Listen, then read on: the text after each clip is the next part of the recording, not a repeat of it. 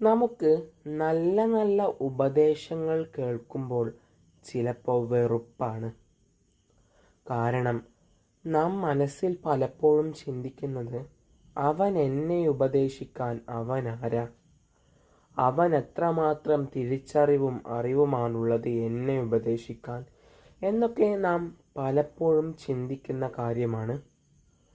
ഒരുപക്ഷെ ആ മനുഷ്യൻ ഒരു നേരം, ഒരു നിമിഷം നമ്മെ ഉപദേശിച്ച ആ കാര്യം നമ്മുടെ ജീവിതത്തിലുടനീളം ചിലപ്പോൾ സക്സസ്ഫുൾ ആയേക്കാം.